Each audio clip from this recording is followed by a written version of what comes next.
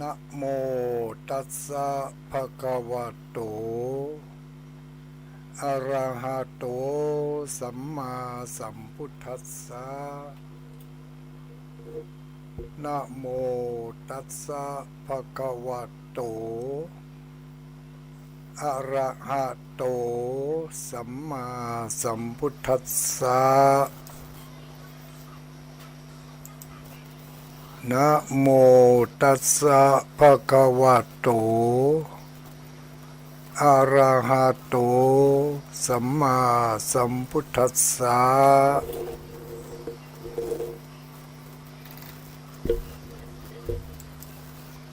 ภามานาอุกะสะนะทุเอภามานาอุกะสะนะทุเอปามานาอุกะสะนะทุเอหัวใจพาหงเก่าบัง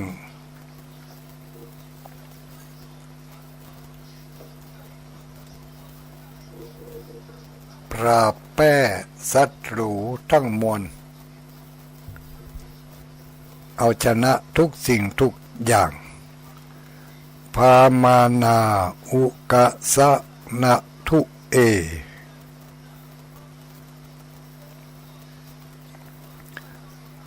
ขอความนอบน้อมแด่องค์สมเด็จพระสัมมาสัมพุทธเจ้าขอน้อมอภิวาทแด่พระสัทธรรมเจ้าขอน้อมนมัสการพระอริยสงฆ์เจ้าขอถวายความเคารพมาอย่างท่านพระคุณเจ้าท่านเจ้าคณะพระสังฆาธิการท่านครูบาอาจารย์พระสงฆ์องค์สังฆเจ้าทุกรูปทุกตนทุกองค์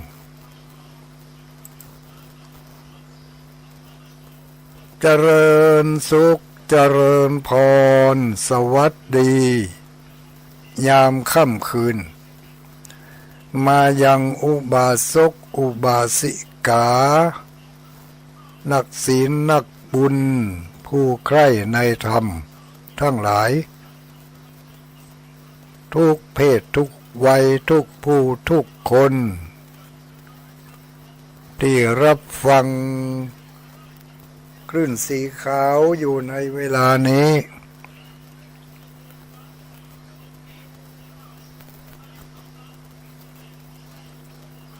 วันนี้ คืนวันนี้เป็นคืนวันจันทร์คืนวันจันทร์ที่18พฤศจิกายนพุทธศักราช2567วันนี้เป็นคืนวันจันทร์เดือนยี่แรม2 ค่ำเนาะ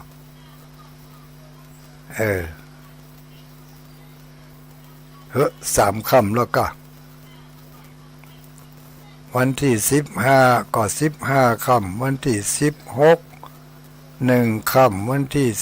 17 2 ค่ำวันนี้วันที่18แล้วนี่เนาะ18วันนี้ก็เดือนนี้แฮม3 ค่ำพร่ำว่าเป็นคืนวันจันทร์ทุกคืนวันจันทร์ญาติโยมสาธุชนทั้งหลายจะได้รับฟังเนื้อหาสาระ สิ่งละอันพันละน้อยมาแบ่งปันกันแบ่งปันกันตามที่จะกึดได้ตามที่จะหันสมควรที่ว่าสมควรจะนำมาแบ่งปันมีสิ่งใดพ้องก็มีศีลมีธรรมมีวัฒนธรรมมีประเพณีขนบธรรมเนียมท้องถิ่นเนาะสิ่งเหล่านี้จารีตฮีตหอยต่างๆอันใดที่ควรจะนำมาบอกมากล่าวบางเรื่องเขายังบ่ฮู้แต่บางเรื่องก็ฮู้ฮู้แบบสงสัยจะแม่นแต่ก็บ่แม่นแต่ก็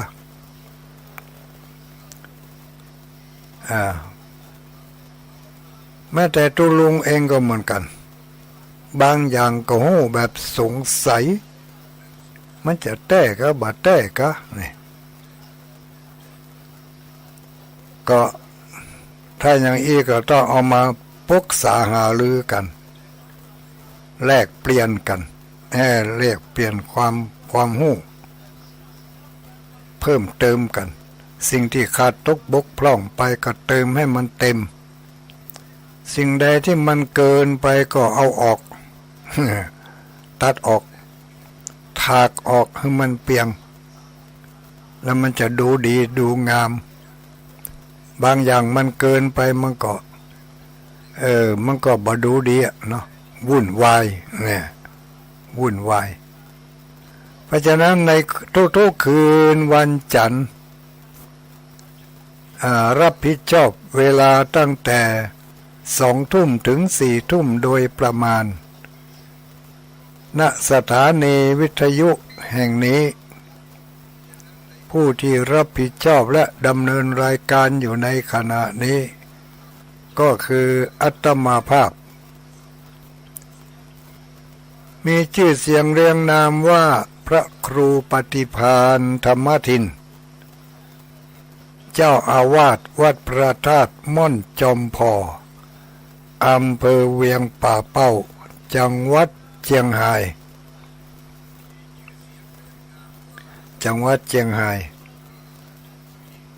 บริหารเวลาของสถานีคลื่นสีขาวอยู่2 สัปดาห์ละ2 วันเมื่อคืนวันจันทร์ทุกคืนยกเว้นคืนวันจันทร์ต้นเดือนอันนั้นยกให้เพิ่นไปวันจันทร์ต่อมาก็พบกันทุกคืนวันจันทร์ตั้งแต่2 ทุ่มถึง4 ทุ่มโดยประมาณพระครูปฏิภาณธรรมทินญาติโยมในคลื่นสีขาวรู้จักกันในนามว่าตุลุงดอยเพราะว่าอยู่วัดดอยจอมพอก็เลยได้ชื่อว่าตุลุงดอยตามที่เขาเรียกกันห้องกันชื่อว่าตุลุงดอยก็นำสาระสิ่งละอันพนละน้อยมาบอกมากล่าวให้ญาติโยมทั้งหลายได้ยินได้ฟังกันเพื่อเป็นสาระเป็นประโยชน์สิ่งใดที่ขาดตกบกพร่องไปก็จะได้เติมเต็มอันใดที่มันเกินไปก็จะได้ช่วยกันเอาออกมันเกินความจำเป็นไปก็ถอนออกเหียอย่างนี้ต้องถอนอย่างนี้ต้องถอน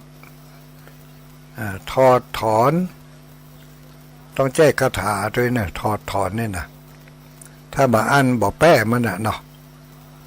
ต้องมีคาถาถอนนะโมพุทธายะสิทธังนะโมพุทธายะสิทธัง ณลูดโมถอนพูดถอดทาลุดญะตกสวาหายกถาถอนถอนสัพพะถอนพิษถอนภัยถอนโรคถอนพยาธิถอนความชั่วร้ายจ้าที่สุดก็ถอนกิเลสตัณหาถอนมิจฉาทิฏฐิถอนตัณหาถอนโลภะถอนโทสะก็ได้ถอนโมหะก็ได้ต้องใจคาถาบทนี้นะโมพุทธายะสิทธังนะลูดโมถอนพุทถอดทาลุดญะตกสวาหายถอนความอัดอั้นตันใจก็ได้ ถอนความเข้าใจผิดก็ได้คาถาตุลุงนี่สารพัดปันจ่องนะไม่ใช่ตุลุงแต่งคนเดียวนู่สืบมาจากโบราณแล้วก็เอามาพินิจพิจารณาดูเอามาใจพอมันได้ผลก็นำมาบอกต่อแล้วผู้ที่ฟังอยู่นี่จะเอาไปใจหรือบ่เอาไปใจก็ไม่มีข้อบังคับ ไม่มีข้อบังคับแล้วแต่จะหันสมควรถ้าว่าดีลองเอาไปใจพอก็ได้นะลูดโมถอนพูดถอดทาลุดญะตกสวาหายคาถานะโมพุทธายะพระเจ้า5พระองค์นี่ตั้งแต่กักุสันโธโกนากมโนกัสสะโปโคตโมอริยเมตไตรโยอยู่ในนิมตนะโมพุทธายะนี่พระเจ้า5พระองค์นะโมพุทธายะนะลูดโมถอนพูดถอดทาลุดญะตกสวาหายอันนี้มีอยู่ในปฏิทินเนอะปฏิทินจำบ่ได้แม่นว่าพศใดอาจจะเป็นพศ563ก็ว่า64นี่ 64 65อย่างนี้เนาะไปเปิดโพเถอะเนอะอยู่ที่ยอดพระธาตุทั้งน่ะทั้งขวามือเขาปีนี้ก็จะมีคาถาแจกแถมเนอะในปฏิทินเหมือนกันคาถาที่จะแจกในปฏิทิน ปีแล้วนี่แจกอิติปิโสวิเศษอิติปิโสวิเศษกับพุทธคุณกหาเนาะนวหรคุณ9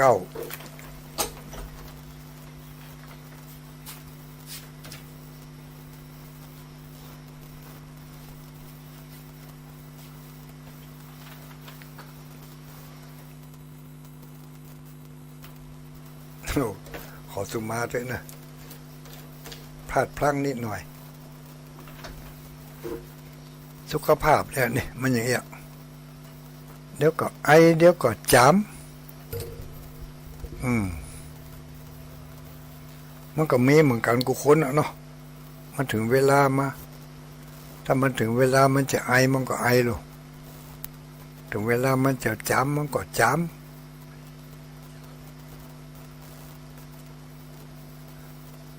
ลมขึ้นลมลง เป็นลมขึ้นลมลง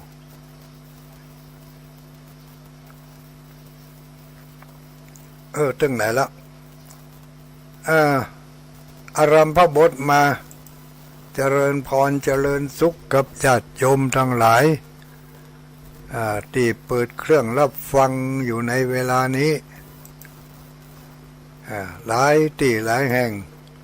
ก็ได้แจ้งผลการรับฟังเข้ามาแจ้งมาตั้งหลาย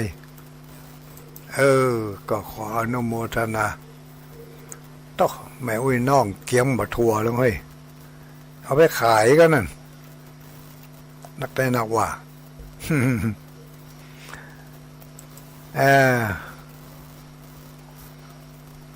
ขออนุโมทนาขอบคุณขอบใจเจ้าของสถานีในสถานีวิทยุท้องถิ่นทั่วไทยในภาคเหนือตอนบนเนาะที่อำเภอเวียงป่าเป้านี่ก็ขอขอบคุณขอบใจเจ้าของสถานีวันนี้คืนวันนี้ออกพร้อมกัน4สถานีด้วยกันคิดว่านะถ้าผมมีอุปสรรคอย่างก็4สถานี4ขึ้นความถี่ขึ้นความถี่อันดับแรกก็คือ99อันดับแรกก็คือ94เนาะเรียงลำดับขึ้นมา94แม่ขจารโมเดิร์นแมลงตะกี้ยุดไปกรรมถ้าจะดีละเนาะแม่ขจารโมเดิร์นเรดิโอทัดขึ้นมาก็99.75คนฟ้าเดียวกันนี่ก็ทุกคืนวันจันทร์และคืนวันเสาร์99.75คนฟ้าเดียวกันทัดขึ้นมาก็103.50โดยหมอกเรดิโออันนี้ก็ถิ่นฐานตั้งอยู่ตำบลสันสลีอีกสถานีหนึ่งหมุนขึ้นไปเกือบจะสุดเพราะว่ามันสุดพุ่น108โลอันนี้มัน107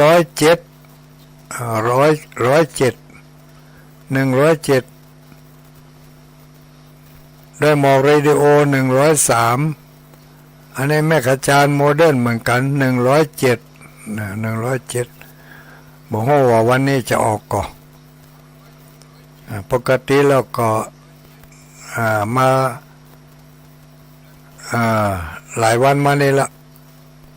แม่ขจารโมเดิร์นนี่ออก2สถานี2ความถี่สำหรับเมื่อคืนวันจันทร์นะก็ปะกันในคืนความถี่ที่เวียงป่าเป้านี่4สถานีนอกนั้นก็มีสถานีไปตะวันตกนี่ก็มีสถานี100.25นี่ลายดอยวันตกนี่เนอะลายดอยไปตะวันตกเขตอำเภอฝางชัยปราการแม่อาย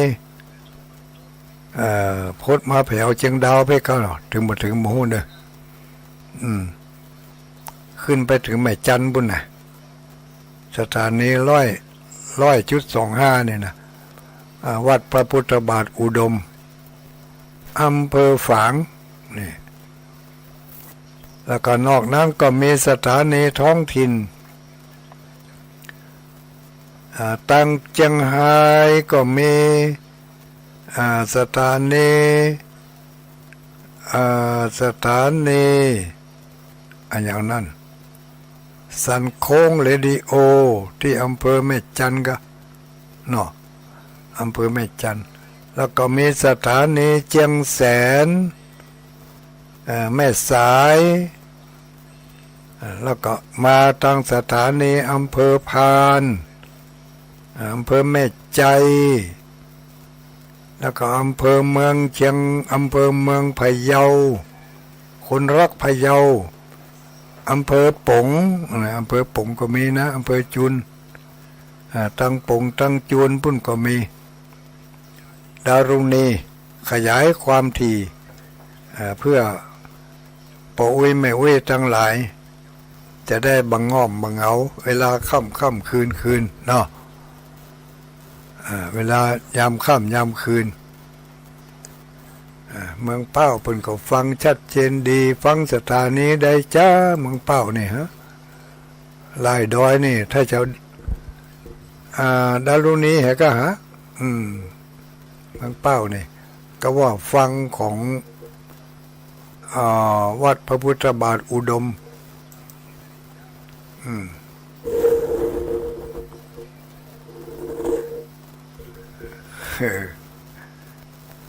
วัดพระพุทธบาทอุดมอำเภอฝางให้มาคืนบึดเนอะปุ่นน่ะหลัง3 ทุ่มกึ่งไปหลายแม่4 ทุ่มเพื่อนเนอะจะเปิดรับสายเปิดรับสายว่าไผอยู่ที่ไหนรับฟังสถานีใดเนาะเจ้าของสถานีเพิ่นจะได้ดีอกดีใจว่าคืนวันนี้เพิ่นได้ทำบุญโดยการให้ธรรมะเป็นทานเรียกว่าทำบุญด้วยการให้ธรรมทานให้ธรรมทานก็คือเปิดสถานีวิทยุรับสัญญาณจากคลื่นสีขาวนำเอาคลื่นเสียงของพระคุณเจ้าไปเข้าถึงบ้านถึงจองถึงที่รับที่นอนของท่านทั้งหลายก็เจ้าของสถานีเพิ่งก็ได้ดีอกดีใจเจ้าของรายการก็จะได้ดีอกดีใจโอ้บ่เสียเวลาเนาะบ่เสียเวลาได้บุญได้กุศลอย่างกว้างขวางก็บุญกุศลอันนี้จะได้ส่งช่วยให้มีพละมีกำลังในการประกอบสัมมาอาชีพให้เจริญรุ่งเรืองยิ่งขึ้นไปเนาะที่ได้ถวายเวลาให้แก่พระสงฆ์องค์สังฆเจ้าของเฮานำมาเสนอให้แก่หมู่เฮาทั้งหลายปู่อุ้ยแม่อุ้ยก็เป็นการขจัดปัดเป่าสิ่งที่ชั่วร้ายทั้งหลายออกไปจากความรู้สึกออกไปจากตนตัวออกไปจากวงการธุรกิจของท่านทั้งหลายถ้ามีอุปสรรคใดๆก็จะได้ขจัดปัดเป่าออกไปด้วยพลังแห่งบุญก็เหมือนกับป้าอุ้ยแม่อุ้ยทั้งหลายบางผู้บางคนที่เพิ่นมีปัญหา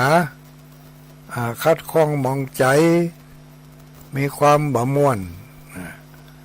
พอได้ยินได้ฟังแล้วก็สามารถทำให้จิตใจโล่งเบาอกเบาใจไปได้ความอัดอั้นตันใจที่มีอยู่ก็มาลายหายไปด้วยเสียงแห่งพระธรรมข้อนี้ฉันใดภารกิจที่ท่านทั้งหลายประกอบงานอยู่นั่นก็ขอเงินลุล่วงไปด้วยดีเนาะด้วยพลังแห่งบุญที่ก้ำจูอุดหนุนเพราะบุญนี่มันเป็นพลังเป็นอำนาจโอ้เป็นพลังเป็นอำนาจที่กึดบ่ถึงกึดบ่ถึงว่ามันน่าจะเป็นไปแต่มันก็เป็นไปไม่น่าจะมีแต่มันก็มีพลังแห่งบุญพลังแห่งบาปที่ถ้าจะเปรียบเทียบง่ายๆที่หันได้ชัดเจนก็คือบุญกับบาปนี่ก็เหมือนกับลมเหมือนกับล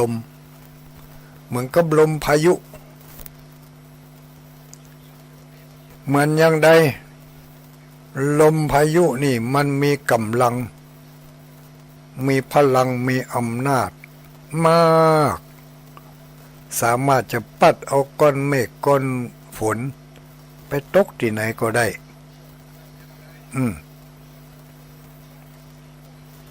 สามารถที่จะอุ้มจะหอบเอาวัตถุต่างๆไปย้ายไปเคลื่อนที่ไปทางใดก็ได้พลังแห่งลมเขาลองพอในโทรศัพท์เนาะที่เขาจังส่งมาลมปัดลมบาหมูพ่องลมทอร์นาโดนันแดพ่องเนาะปัดบ้านไปเป็นหลังเป็นหลังแล้วก็ลมตะมูเนื้อหมูตัวเขานี่ก็มีลมหายใจของเขาก็มีเข้ามาใกล้ๆลมหายใจแล้วก็ลมปัดไปตามตัวลมขึ้นเบื้องบนลมลงเบื้องลุ่มลมขึ้นเบื้องบนก็หาวตามัวตาฟางปวดหัวลมลงเบื้องลุ่มก็แข้งปองขาปองเจ็บแข้งเจ็บขาเป็นเส้นเป็นเอ็นมันนั่นมันเป็นลมร้อนๆมันนั่น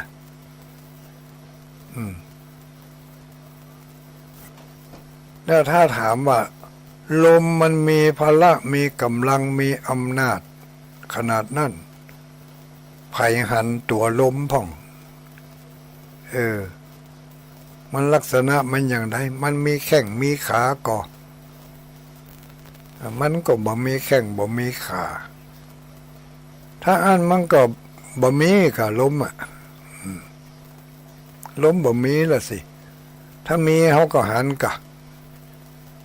เขาไปหันจะได้ก็บ่หันก็คือบ่มีนะกะใช่ไหมไม่ใช่ลมมันถ้าเขาจะหันมันก็ต่อเมื่อมันไปปัดไปอุ้มไปหอบเอาอันอย่างต่างๆมันปัดถูกผิวกายของเขาก็รู้สึกว่าเย็นห้อนเขารู้สึกได้อันนั้นเป็นพลังงานลมขนาดเป็นวัตถุนะเขาพอบาหันนะมันยังมีพลังมีอำนาจขนาดนั้นเนาะปัดอันยังต่ออันยังได้ทุกสิ่งทุกอย่างสามารถจะอุ้มจะหอบเอาฟ้าเอาฝนมาก็ได้อย่างวันนี้มีบางที่รายงานว่าฝนตกทางเหนือทางใต้ก็รายงานกันฝนตกลำพูนก็ฝนตกเชียงรายก็ฝนตกพะเยาก็ฝนตกที่บ่ตกก็มีเวียงป่าเป้านี่ที่ตุลุงอยู่นี่ไม่สักเม็ดแดดเช่งแร่วันค่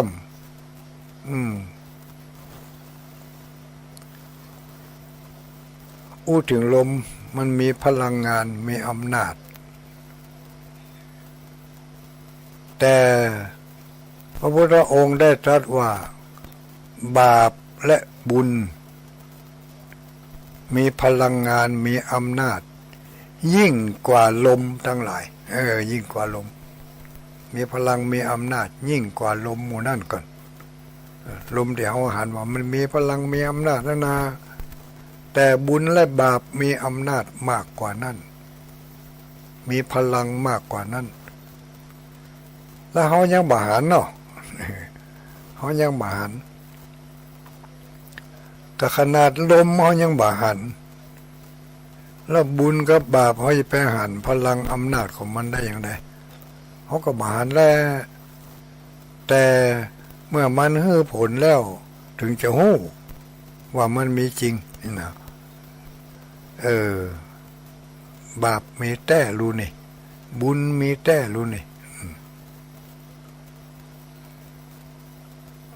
ต่อเมื่อเขาหู้ถึงอำนาจของมันส่งผลมาแล้วอันนี้ก็น่าคิดเหมือนกันเนาะหมู่เฮาทั้งหลายที่ฟังอยู่นี่ เข้าใจกะเพิ่นถึงเข้าใจกันมาเหมือนเรื่องพลังอำนาจของบุญพลังอำนาจของบาปเมื่อบุญให้ผลก็ได้รับความสุขความสบาย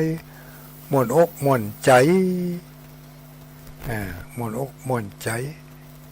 อยู่ไหนก็ยิ้มแย้มแจ่มใสเพราะใจดีใจม่วนใจเบาใจสบายตอนนั้นบุญให้ผลบุญมาอุ้มมาหอบบุญมาแทรกมาแซงเข้าในร่างกายของเราทุกขุมขนทุกอนูนี่เมื่อบุญมาให้ผลก็มีความสุขนอนอยู่ก็จึงมีความสุขจะเดินก็มีความสุขจะกินก็มีความสุขบุญให้ผลมีความสุขทุกอย่างแต่จะไปลืมเนอะในเมื่อหู้ว่าตัวเองมีความสุขเกิดจากบุญที่เราได้ทำเหตุไว้ในอดีตชาติปางก่อนปางหลังจะเป็นชาติที่ชาติเจ้านี่ระยะใกล้ๆชาติเจ้านี่เขาได้ทำความดีปิกมาบ้านก็ม่วนอกม่วนใจชาติวาเขาได้ทำความดีวันนี้กึดได้ก็ม่วนอกม่วนใจชาติตะวันซืนเขากึดใจได้ว่าเขาได้ไปทำความดีเขาก็ม่วนอกม่วนใจชาติก่อนที่เขาจะมาเกิดเป็นคนนี่เขาก็ได้ทำความดีไว้ผลแห่งความดีนั่นก็จึงส่งให้เขาได้มาเกิดเป็นคนเป็นมนุษย์ที่เขามาเกิดในที่ดี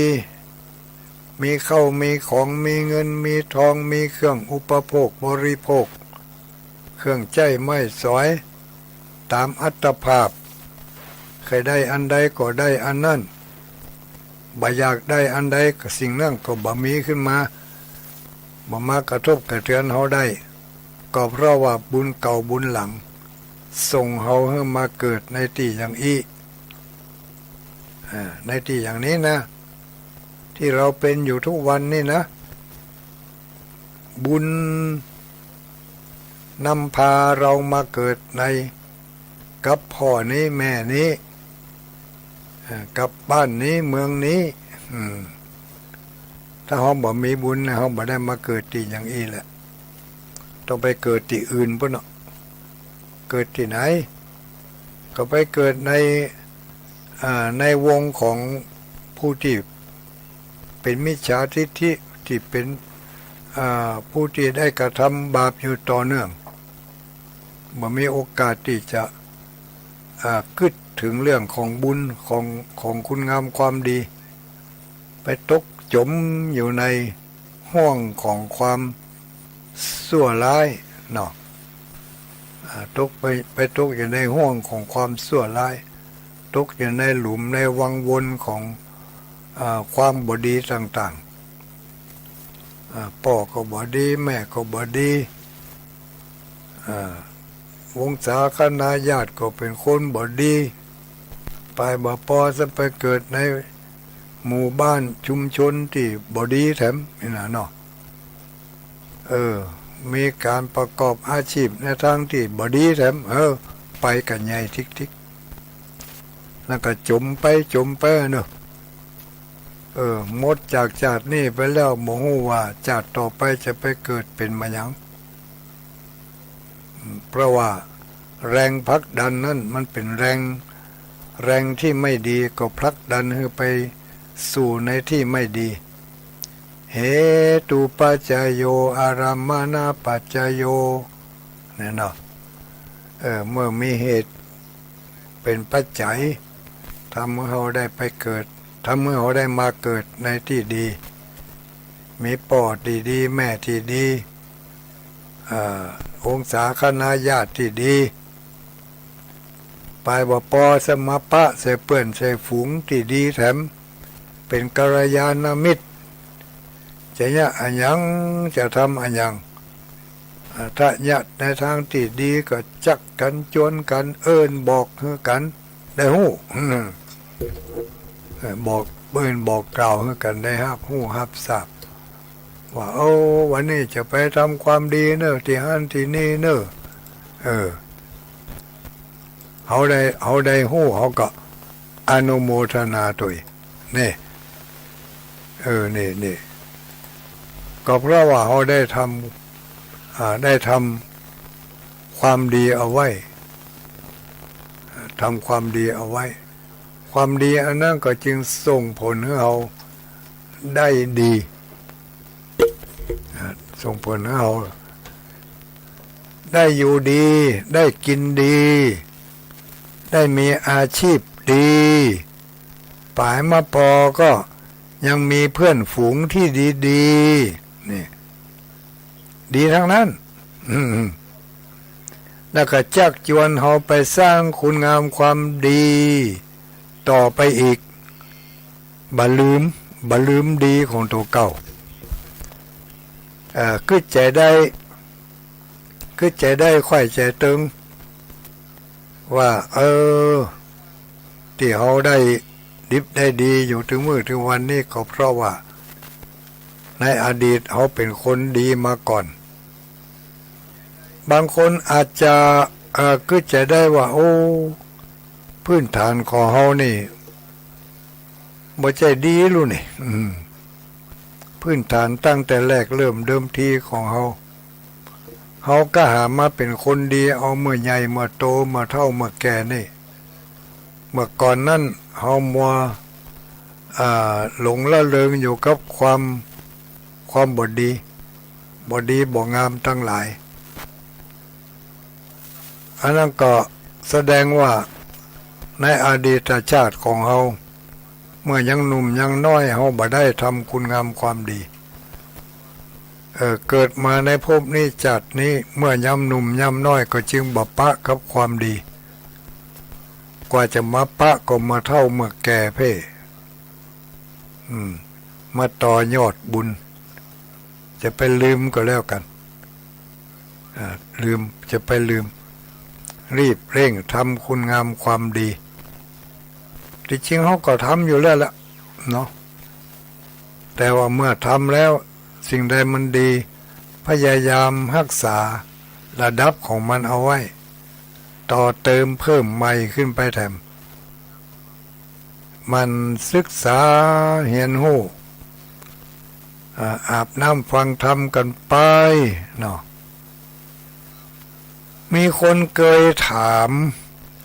องค์สมเด็จพระสัมมาสัมพุทธเจ้าอย่างที่ในธรรมเป็นว่านะในธรรมมันอย่างก็ทำมหาวิบากอีกมหาวิบากสมัยใหม่นี่นะไม่ใช่มหาวิบากสมัยเก่า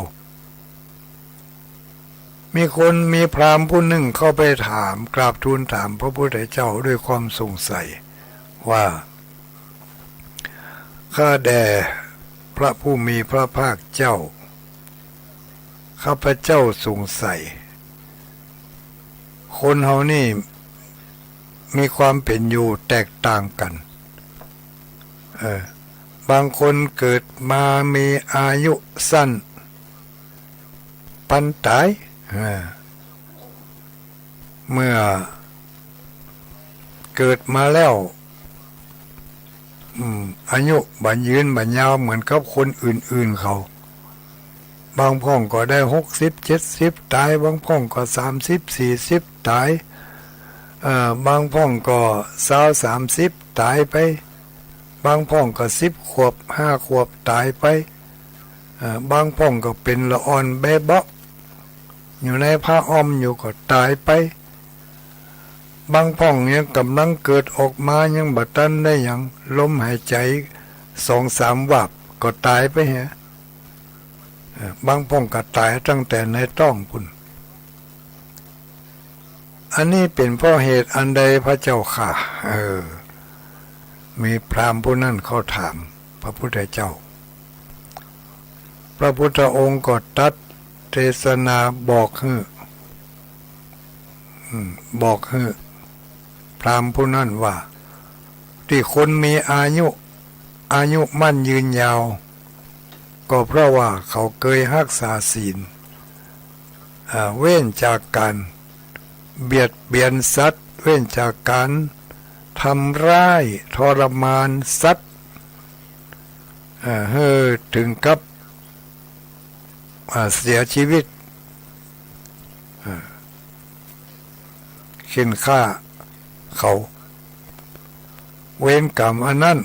ก็จึงมาเนี่ยให้เขามีอายุสั้นขวัญมินมีอายุบ่ยืนบ่ยาวบางคนอาจจะฆ่าสัตว์ที่หนุ่มที่น้อย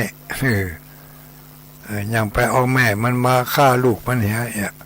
ฆ่าถึงแม่ฆ่าถึงลูกทั้งที่ลูกนั่งก็ยังน้อยอยู่ก็ได้บาป2 ต่อ 3 ต่อเกิดมาชาติหนึ่งที่บาปที่ฆ่าแม่เขาก็ยังให้เขาได้เจ็บไข้ได้ป่วยตายที่ฆ่าลูกเขาก็ยังให้เขาได้เจ็บไข้ได้ป่วยตายเมื่อยังหนุ่มยังน้อยยังเด็กขาอ่อนน้อยก็ตายย้ำน้อยนั่นเพราะเขาไปฆ่าไอ้ตัวน้อยเขาไปฆ่าตัวแก่ๆก็ยังให้เขาตายเมื่อแก่อย่างเนี้ยอายุสั้นเพราะไปเบียดเบียนเข็นฆ่าทำร้ายชีวิตผู้อื่นให้ขาดไปเอาง่ายๆเนาะฆ่าเขาฆ่าเขาการฆ่านั่นอาจจะฆ่าโดยอาวุธหรืออาจจะฆ่าโดยบ่ต้องใช้อาวุธก็ได้เนี่ย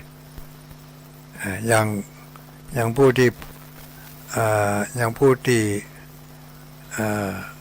ตกน้ำตายไฟไหม้ตายหมู่เนี่ยเนาะ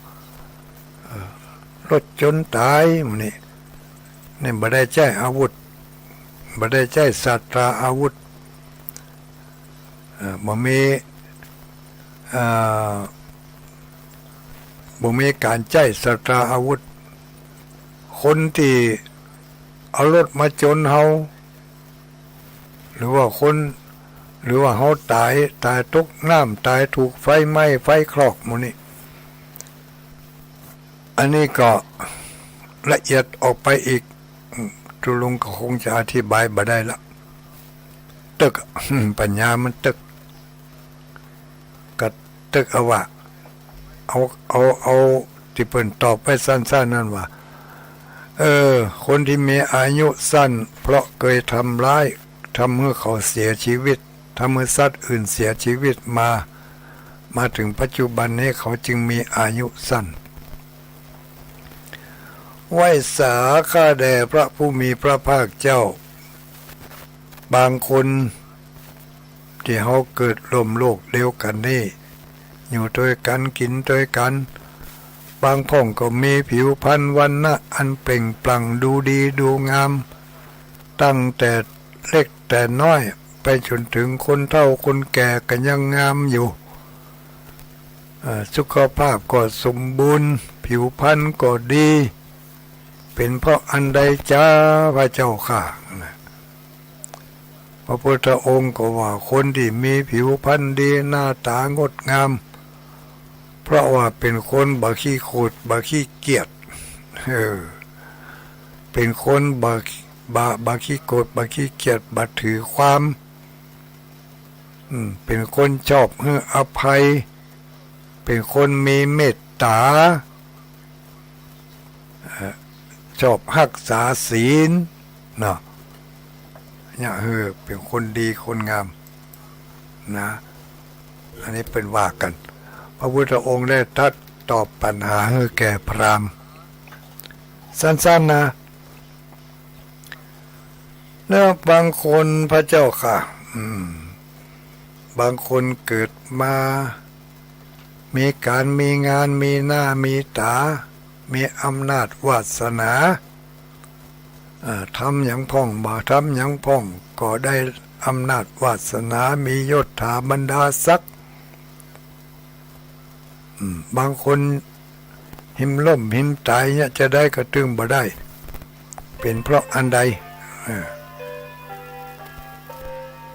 พระพุทธองค์ได้ตรัสว่าคนที่บ่มียศถาบรรดาศักดิ์บ่มีอำนาจวาสนาที่ดีที่งามที่ยิ่งใหญ่พยายามไขว่คว้าจะได้กระตึงบ่ได้เพราะว่าเขาในอดีตชาติเขาเคยเป็นคนที่ขี้อิจฉาเปิ่นอิจฉาริษยาคอยโยนเปิ่น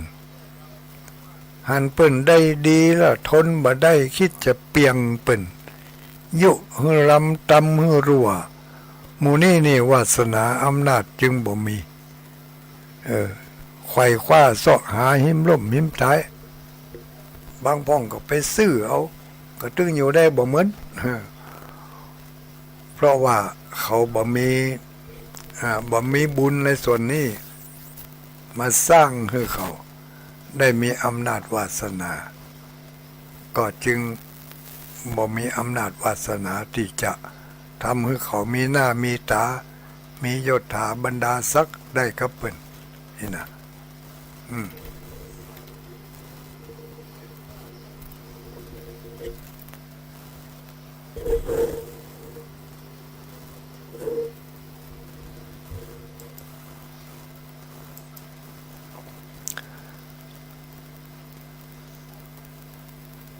ชายหนุ่มคนนั้นก็ถามแถมว่าไหว้สาพระผู้มีพระภาคเจ้า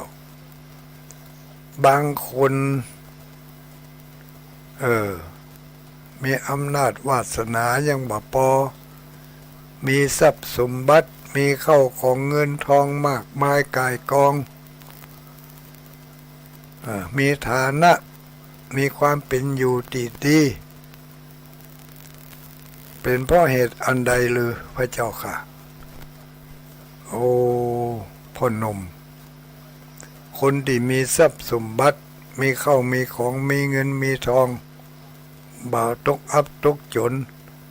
ก็เพราะว่าเขาเคยเป็นคนฮื้อเป็นคนฮื้อเป็นคนมีน้ำใจมาก่อนแบ่งปันของตัวที่มีอยู่ฮื้อแก่คนที่ควรฮื้อแก่ผู้ที่ควรจะฮื้อควรจะแบ่งควรจะปัน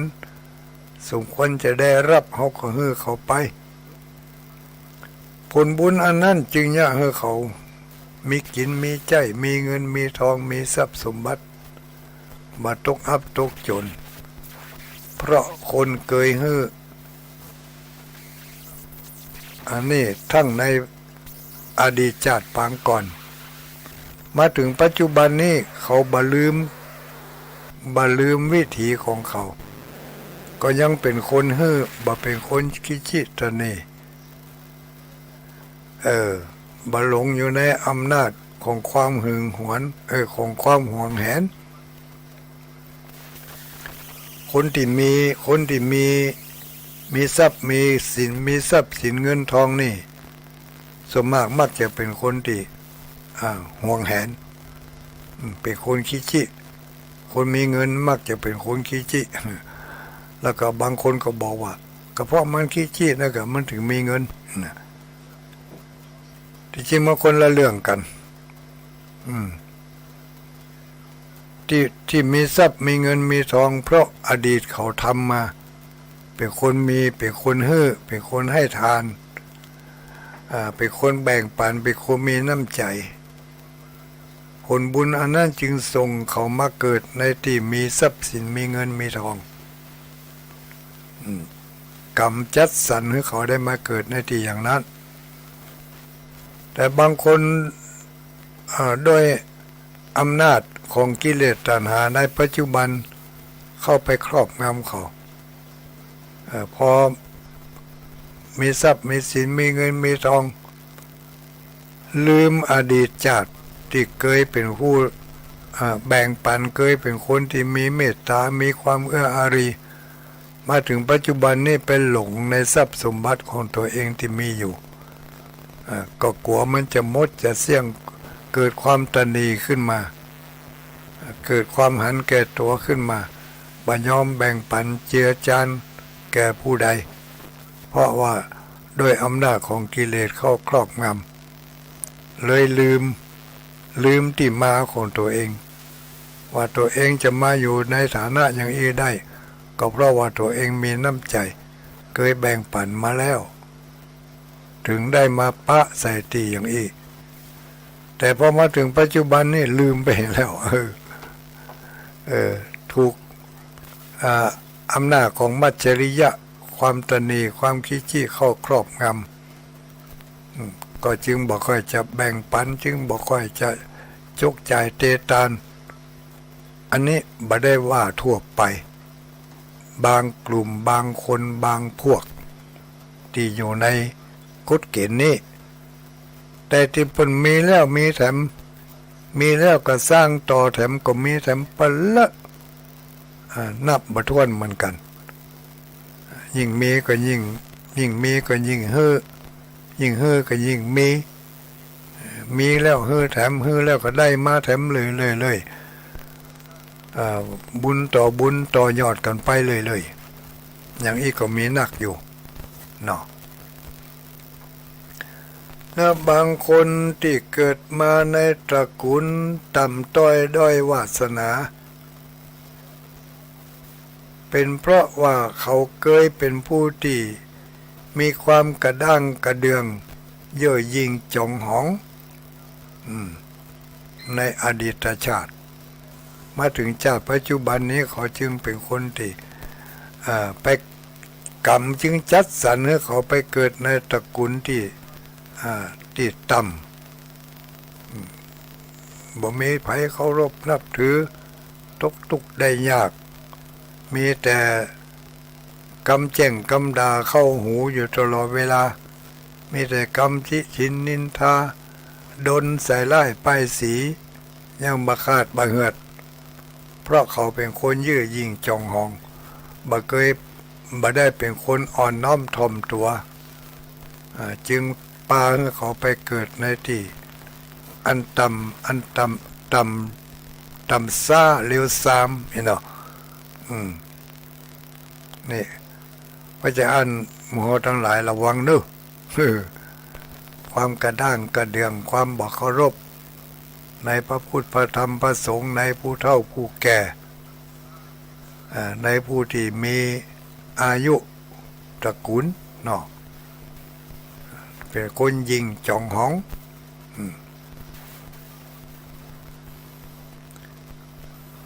อันนี้ก็เกิดจากการที่เป็นคนประเภทนี้มาก่อน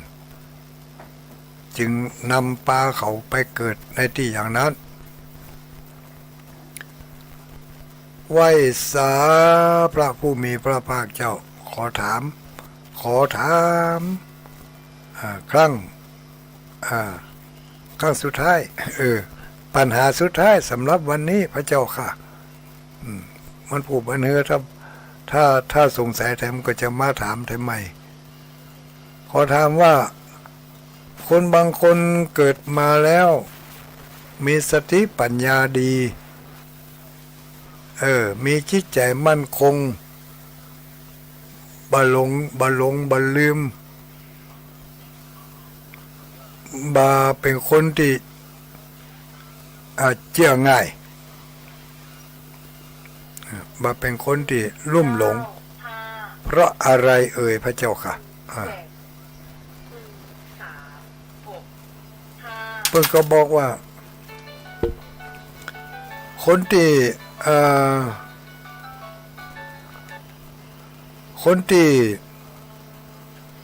ไร้ปัญญาบ่มีความเข้าอกเข้าใจบ่มี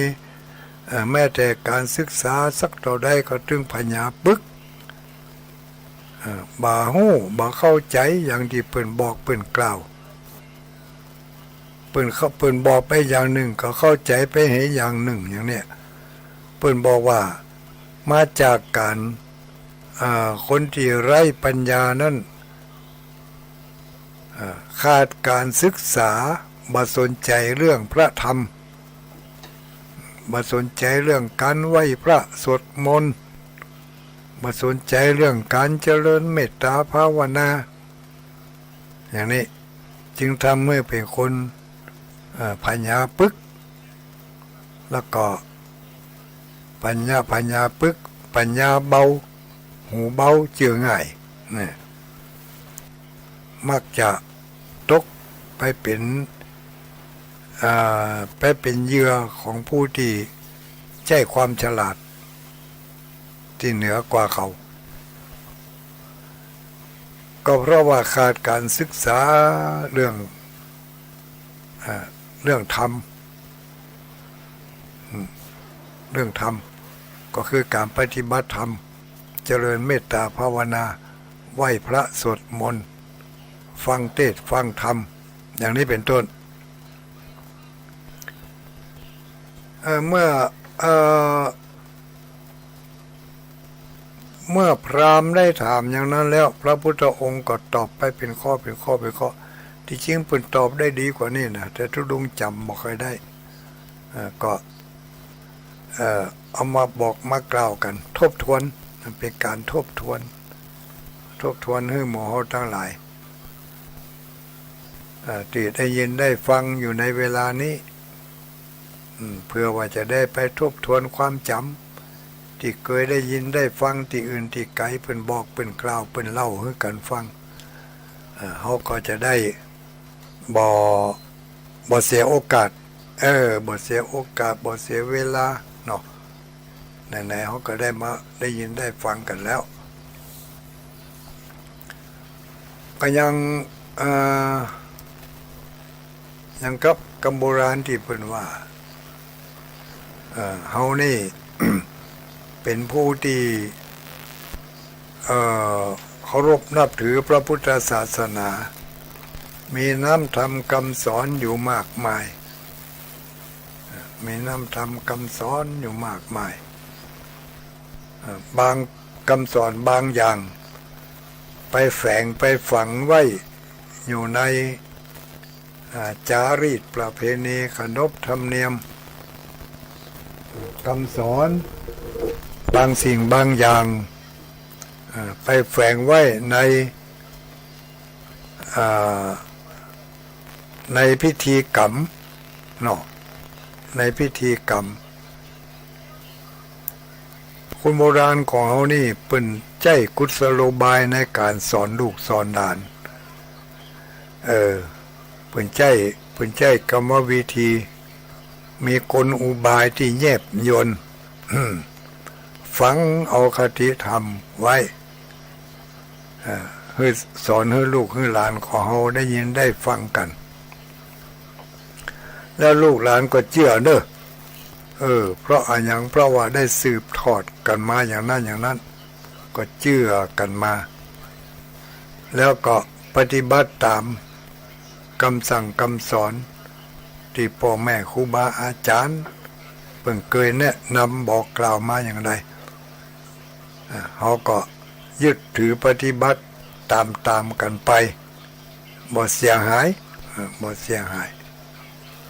แล้วก็ได้ผลดีโดยมีลูกมีเต้าก็อยู่ถ้อยฟังกรรม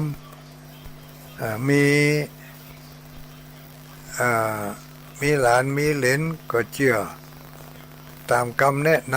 ำที่ปู่ป้าน้าอาได้จักจูงเจิญจวนพาเอาเขาเข้าวัดเข้าวามาจนถึงปัจจุบันนี้หมู่เฮาทั้งหลายก็จะไปละหิดละหอยที่เฮาเคยได้รับความสะดวกสบายได้รับความเข้าอกเข้าใจมาอย่างใดเฮาก็สืบทอดที่เฮาได้ทำมาก็บ่เหมือนก็มันเหมือนกับที่คำโบราณเพิ่นว่าอย่าเหมือนกบเท่าเฝ้าดอกบัวเฝ้ามานานเสียเปล่าบ่ฮู้เล่าต่างเดิมอ่อนเนาะท ถูกพระมอนแมงปูกวัดแกว่งบินยื้อแย่งเกสรอุทาหรณ์น่าเศร้าเรื่องกบเท่าดอมดายเป็นนิยายข้อคิดในธรรมนะเพิ่นว่าไว้ขอญาติมิตรเอาอามวลศรัทธาใหญ่น้อยฮือกึดถอยจดเจืออย่าใกล้เกลือกินด่างฮือปากันต่างดาฟังเก็บเอายังสาระอย่าเปิกปะฟังได้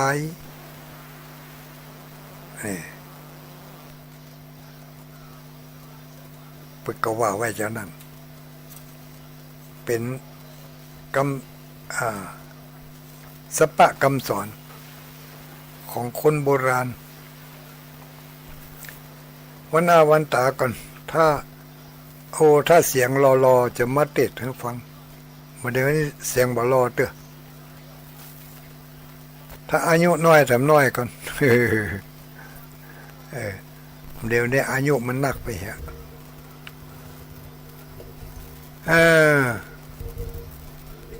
สาระอันพันละน้อยมาบอกมากล่าวให้กันได้ยินได้ฟังทบทวนเนอะปะอุ้ยไม่อุ้ยทั้งหลายไม่ได้มาสั่งมาสอนเอามาอู้ให้ฟังจะเชื่อก็ได้บ่เชื่อก็บอกว่าหยัง เพราะว่าเขาถือว่าเขาได้คบกันมาได้ปะได้พบได้คบกันมาแล้วสิ่งอันใดที่ควรจะนำมาบอกมากล่าวก็เอามาเล่าให้กันฟังเป็นระยะไปเทศกาลของการทำบุญตามการตามเวลาก็หมดไป ตั้งแต่บัดเดี๋ยวนี้ไปจนถึงปุ่นวันออกพรรษาปุ่นถ้าไปจะทานกฐินนี่ให้น้ำตาเป็นเลือดก็ไม่ได้ทานบัดเดี๋ยวนี้นะหมดเวลาไปแล้วต่อไปก็เหลือกับผ้าป่าเนาะผ้าป่ากาสังฆทานกางานประจำปีกางานเทศน์น้ำเทศน์ธรรมแล้วแต่วัดไหนวัดใดจะกึศใจได้อย่างใดก็จัดกิจกรรมอันนั้นขึ้นมาเป็นการเชื่อมต่อประเพณีเก่าแก่โบราณให้รักษากันสืบไปจากบัดเดี๋ยวนี้ไปกับปุณกาเนาะประเพณีอันใหม่ที่เข้ามานี่ก็คือประเพณีของการสวดมนต์ข้ามปีนี่เป็นประเพณีใหม่ที่กำลังฮิตกำลังประสานสืบต่อกันรณรงค์ให้มีการทำนั่นก็คือการสวดมนต์ข้ามปีในการเปลี่ยนพศยังถึงเดือนปลายเนาะเดือนธันวาทั้งเดือนแล้วก็เดือนพฤศจิกาได้แถมกึ่งเดือนกว่าจะถึงวันนั้นบางทีมันก็ป๊อปแป๊บมันก็บ่เหมือนนะบ่เหมือนบ่นานบอกว่าปีนี้เดือนสี่เพ็งนี่มันจะใกล้กันก่อนนี่มาตัดเสร็จวันที่จะได้บ่ฮู้เนอะมาได้พอไว้หอกไว้ปฏิทินทุลุงก็ยังบ่ออกเด้อเดี๋ยวรออัน รอจัดรูปแบบหน้าปกมันดูดีดูงามสักหน่อยก่อนหน้าปกมันนี่รูปหน้าปกมันนี่จะยังคงรูปของพระสงฆ์องค์เจ้าที่เผยแผ่ธรรมะตั้งสถานีวิทยุนี่อยู่ ตั้งสถานีวิทยุตั้งคลื่นสีขาวนี่นะ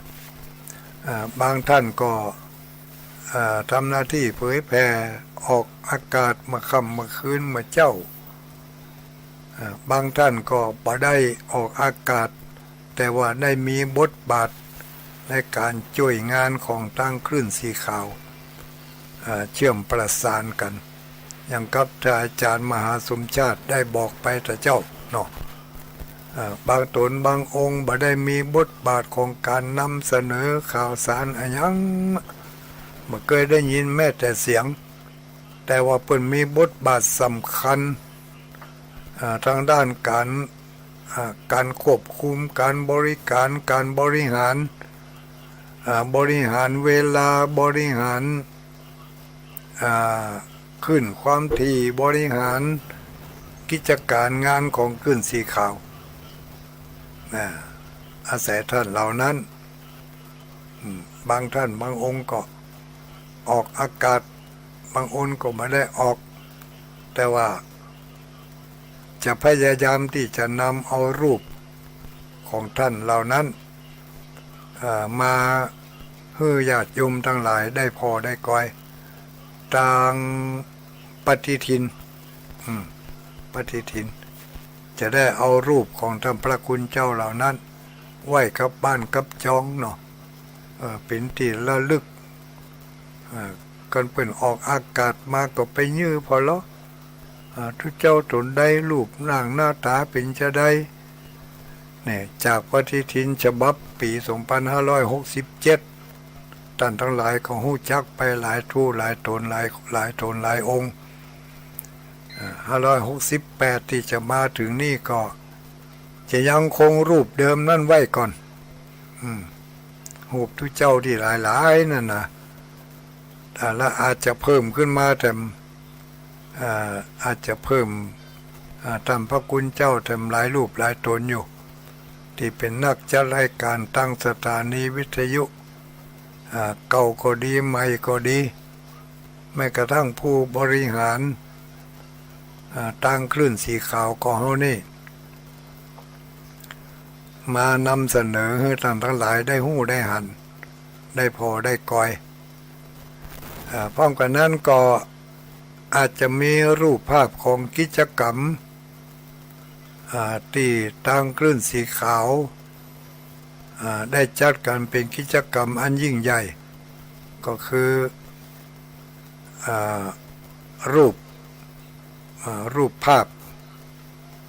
ที่ไปถวายเตียนเนาะไปถวายเตียนจากแดนดินถิ่นล้านนานำไปถวายเตียนพรรษาที่ภาคอีสานอันนี้ก็จะเอาไปลงในปฏิทินเนอะจะได้นักได้น้อยจะหูบใหญ่หูบน้อยขนาดไหนนั่นก็ว่ากันก็จัดระเบียบจัดช่องจัดอะไรอย่างให้มันดูดีอาจจะบัดชัดเจนเหมือนกับหูบของท่านพระคุณเจ้าแต่ก็ไปหูบกิจกรรมนะ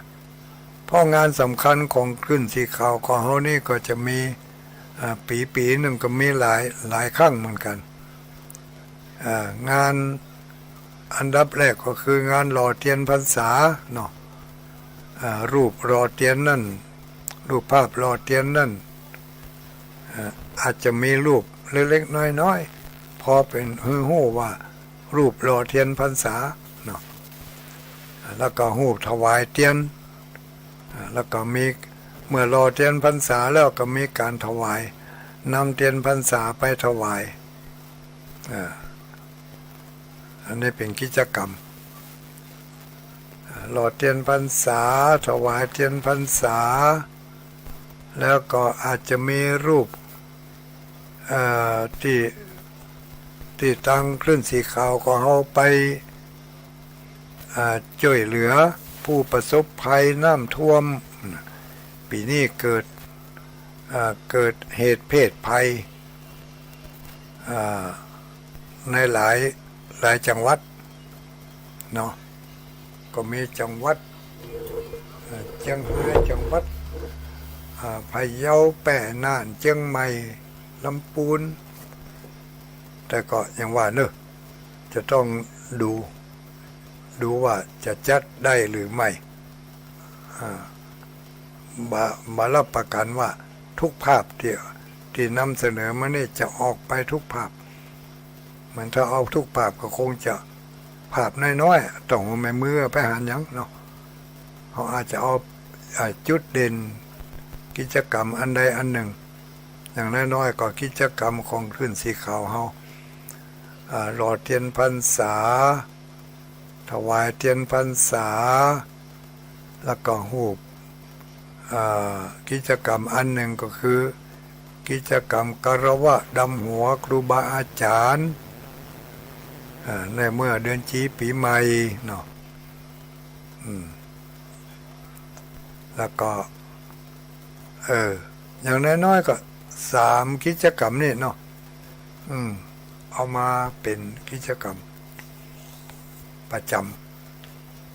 จำปีของหมู่คลื่นสีขาวเขาของเขาต่อไปน่าจะมีกิจกรรมการทำบุญเป็ดตะพรีนี่นะทำบุญเป็ดตะพรีนี่อาจจะจัดที่ใดที่หนึ่งเนาะเป็นทำบุญเป็ดตะพรีเป็นงานให้มันเป็นงานประจำปีไปเลยนะงานประจำปีมันจะดูดีอ่ะจะได้ครบกันทำบุญประจำปีเป็ดตะพรีปีละครั้งอาจจะซับเปลี่ยนหมุนเวียนกันปีนี้จัดจังหวัดนั่นปีนั่นจัดจังหวัดนั่นอย่างครับหล่อเทียนนี่ก็เนาะแล้วก็อย่างครับการคารวะดำหัวครูบาอาจารย์เนี่ยอันนี้ก็ซับหมุนเวียนเปลี่ยนกันไปตามที่ตามทางเนาะไปที่หั่นพ่องที่นี่พ่องเพื่อให้มันเงียบเหงาจะได้กระจายกันโดยการหู้กันโดยทั่วไปก็เป็นกิจกรรมอันหนึ่งกึดไว้มาได้ปรึกษาหารือกันเถอะถ้ามีผลออกมาอย่างใดครับหมู่เฮาทั้งหลายก็จะได้รับรู้รับทราบทางคลื่นสีขาวของเฮานี่แหละจะได้นำมาบอกมากล่าวให้กันต่อไปในวันต่างหน้าเนอะสำหรับในตอนนี้ก็แจ้งข่าวเรื่องปฏิทินไปก่อนเนาะปฏิทิน 2568 ออกแน่นอนแต่ว่าราคานั้นยังบ่ฮู้เด้อต้องไปจัดรูปแบบต้องไปเข้าตั้งลงพิมพ์ให้เปิ้นคำนวณราคาออกมาเท่าใดแล้วเขาก็จะได้ฮู้กันเรื่องราคาคงจะบ่มีปัญหาสำหรับศรัทธาญาติโยมเขาทั้งหลายมีปัญหาอยู่ว่าจะมีปอให้เปิ้นได้บูชาก่อนนะจะมีปอให้เปิ้นได้บูชาก่อนเนาะถ้ามีบัปอนี่ยุ่งเด้อแต่ถ้าจะมีให้ปอก็อย่างว่าเนาะต้นทุนก็ต้องสูงแต่หม้อนี่บางทีก็มันก็มีมันมีหั่นยางอยู่ลูกมันจะได้ว่ามีหั่นยางก็มีหั่นยางนะก็มีหั่นยางต่อไปนี้มาเดี๋ยวนี้กี่โมงนี่ญาติโยมทั้งหลาย21:22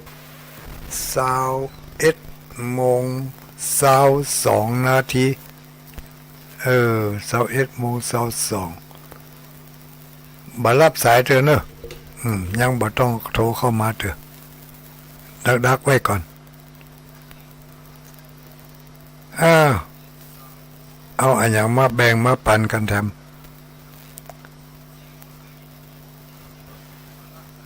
ในบทสวดเขาจะได้ยินบทสวดที่ ที่พระสงฆ์องค์สังฆเจ้าเป็นสวดกัน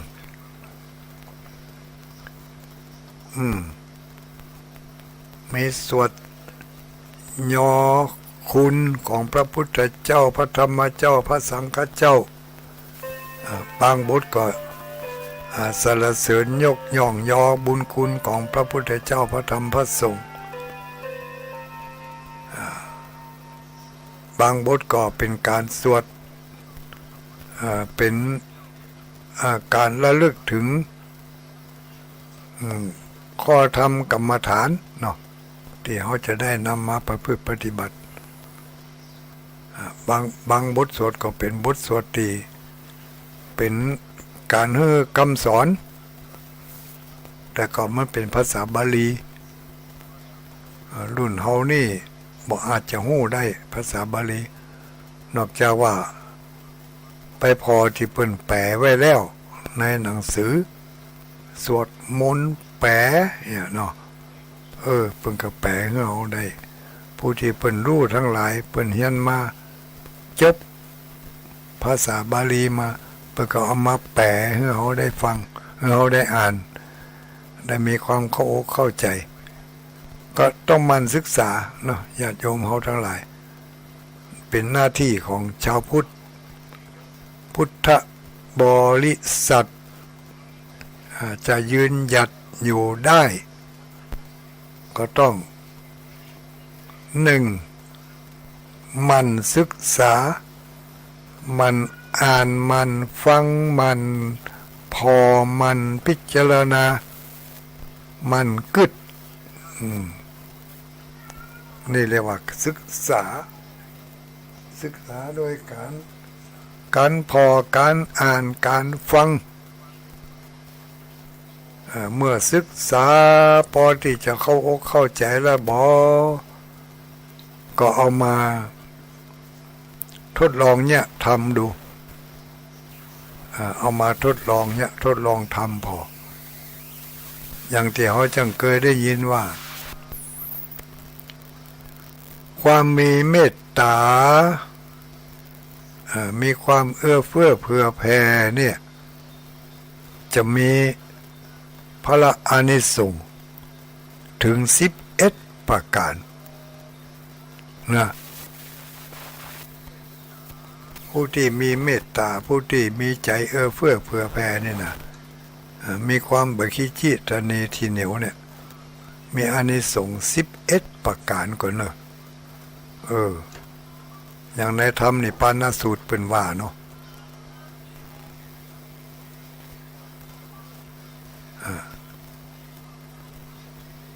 อานิสงส์11ประการก็ตั้งแต่สุขังสุปฏิสุขังปฏิปุจจตินะปาปะกังสุปินังปัสสติมนุสสานังปิโยโหติอะมนุสสานังปิโยโหติอย่างมาหัวเป็นทุกๆที่นี่คนที่มีเมตตามีจิตใจเอื้อเฟื้อเผื่อแผ่มีความฮักความเอ็นดูนี่นะมีอานิสงส์อันยิ่งใหญ่11ประการรับก็เป็นสุขตื่นก็เป็นสุขเป็นว่ารับเป็นสุขตื่นเป็นสุขบ่ฝันหันหายบ่สะดุ้งตื่นมาเวลานอนหลับก็จะได้บ่สะดุ้งตื่นตกใจจนทำให้ตุกอกตุกใจอย่างเนี้ยสุขังสุปฏิสุขังปฏิปุจจตินอนเป็นสุขหลับเป็นสุขตื่นเป็นสุขแต่หรอคนที่มีใจเอื้อเฟื้อเผื่อแผ่นี่นะมีใจเมตตาเนี่ยเป็นพื้นฐานที่จะปฏิบัติให้ศีลธรรมข้ออื่นๆที่ตามมาโดยถ้าขาดความเมตตาให้แล้วศีลธรรมข้ออื่นมันก็หายไปมันจะเกิดขึ้นยาก พอจะอ้างก็ต้องมันฝึกหัดลองแต่งพอแต่งมีความเมตตาแต่งมีความฮักผู้อื่นคนอื่นสัตว์อื่นแม้กระทั่งการฮักสัตว์สิงสาราสัตว์เราเนี่ยบางคนนี่บ่ฮักสัตว์บอกว่าสัตว์เล็กสัตว์น้อยสัตว์เลี้ยงในบ้านบ่มีความฮักเลยอันนั้นก็พอกันได้ง่ายๆขนาดสัตว์เลี้ยงบ่ฮักนี่ก็นักแก่พวกมันจะไปฮักคนนี่ก็ลำบากอยู่เนาะ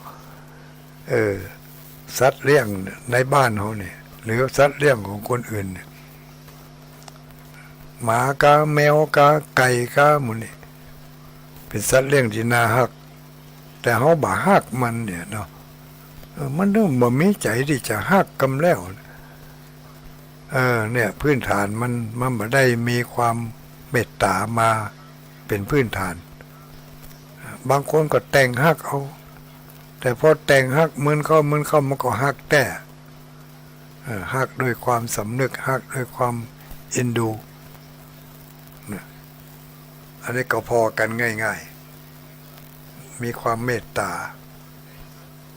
ความฮักสิ่งสาราสัตว์เมื่อฮักสิ่งสาราสัตว์ก็ฮักวัสดุฮักสิ่งของฮักคนฮักคนก็ฮักจากคนภายในครอบครัวมีความเคารพเชื่อฟังกันแล้วก็ต่อไปก็ฮักคนฮักสัตว์ฮักของนี่เรียกว่ามีเมตตาสปะสเปดนำมาบอกมากล่าวกันจับต้นจนปลายเอาคนเดียวเนี่ยอย่าโยมเนอะระยะนี้การทำบุญทำทานก็ยังแคว้นน้อยจะเริ่มเหินห่างจะเริ่มห่างไปละโอกาสที่เขาจะได้ไปมาหาสู่กันมันก็จะเริ่มห่างไปแต่ก็มาถึงกับขาดให้เลยนะมันก็มีโอกาสอยู่มีที่ไหนเมื่อใดก็จะแจ้งให้กันได้รับทราบต่อไปก็เข้าสู่เขตของปอยหลวงปอยน้อยกันเนาะเข้าสู่เขตของปอยหลวงปอยน้อยแล้วญาติโยมทั้งหลายเปิดโอกาสญาติโยมที่ฟังรายการแต่โทรมาบ่ติดวันนี้โทรมาเนอะวันนี้จะติดละขอเมตตากับคนที่เปิ่นโทรมาบ่อยนั่นเปิดช่องทางเนื้อคนที่เปิ่นมาได้โทรกำเตือเปิ่นได้โทรเข้ามาพอเคยถามว่าอย่ามาโทรไปหากันคำแล้วใจจืดใจดำก็บอกว่าโทรนะทุลุงมัน2-3เตือก็บ่ติด4-5เตือก็ถึงบ่ตันเปิ้นก็โทรไปก็ตุ๊ดบางทีก็ตุ๊ดทุลุงก็บ่ฮับสักเตือที่จริงบ่ใช่บ่ฮับเนาะแต่ว่าฮับอยู่นี่นะลองโทรมาผ่อนเนอะคนใหม่กับคนเก่าจ้านี่เจริญพรได้จ้าขอบคุณเจ้าได้ฟังอยู่ฟังอยู่ก็สบายดีเนาะตัดใจสบายแต่มันออกเงินมันต้องหายเจ้าแต่จะเป็นกำไรถ้าไปนอนอยู่ฮะน่ะไก่นอนเนี่ยไปไก่ไม่อย่างเถอะอยู่กับบ้านนะมาถ้าไก่เถอะโลกกำลังม่วนอยู่อนุโมทนาเนอะอนุโมทนานี่ก้าคนใหม่ ฟังบ่ฮู้เรื่องต่อไปนี้ขออนุโมทนาคุณแม่อุ้ยน้อยถ้าลอมคำแม่อุ้ยน้อยถ้าลอมคำอันนี้ถวายฝากก้าน้ำก้าไฟมาสาธุขอให้หูตาสว่างสวัยเหมือนไฟฟ้าเน้ออีวะต่อไปมีไผ่แถมหมายมีคุณโยมแม่อุ้ยมีชัยพินโยภาสแม่อุ้ยมีชัยพินโยภาสพร้อมด้วยลูกหลานบ้านป่างปอยนี่บ้านป่างปอยตำบลแม่คะอำเภอฝางแต่ว่ามาซื้อนี่ไปร่วมงานกฐินก็เปิ่นลูกเจริญพร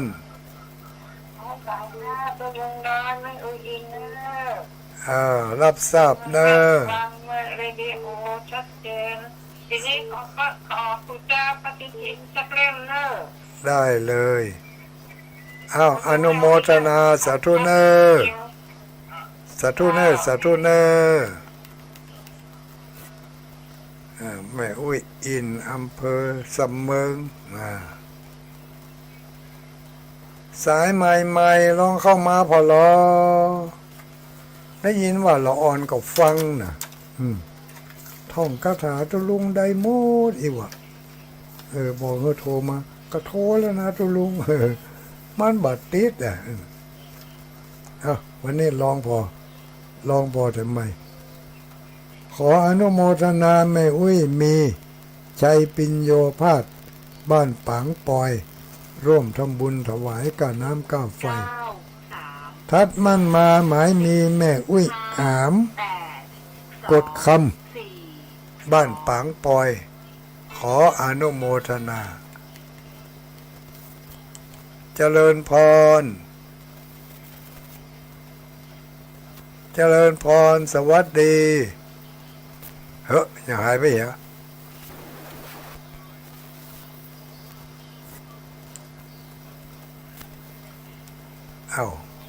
ทำไมดักปิ้ง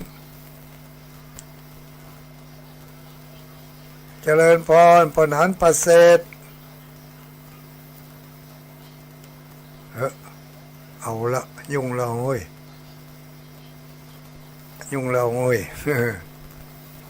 โคตรหับมันบดังไปมันยังบดังนี่เข้ามาใหม่เลย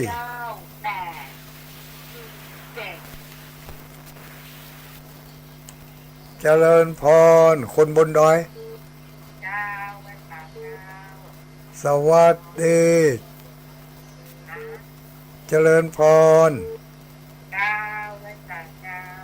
ชัดเจนดีเนาะไม่อ้วยหยัง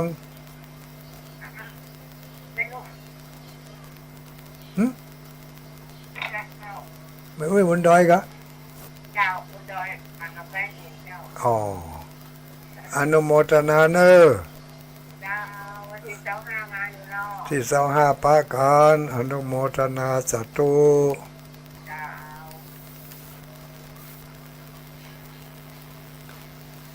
0932722499วันนี้ถึงบ่ลืมแต่พี่น้องอำเภอเงา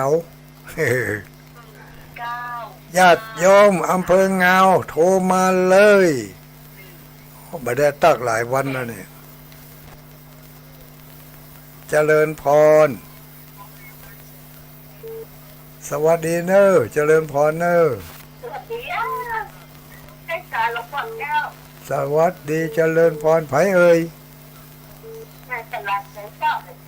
แม่สลาเจซ้อนชัดเจนดีเนาะ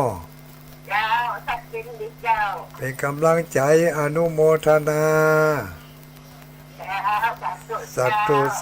รับดีฝันดีกันได้โทรเห็นแล้วมันก็ถึงรับนะมาได้โทรนี่มันถึงบ่รับ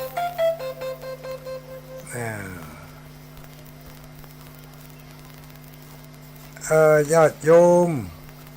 วันนี้บ่ลืมพี่น้องเมืองเงากูเตือถึงบ่ได้เอ่ยถึงกำแล้วข้ามไปก็ข้ามมาอีวะเล่าขวัญ เล่าขวัญทุลุงว่ะใจดำซึ่งบ่เอ่ยถึงญาติโยมเมืองเงากำแล้วเอ่ยแล้วเนอะวันนี้โทรเข้ามาเลย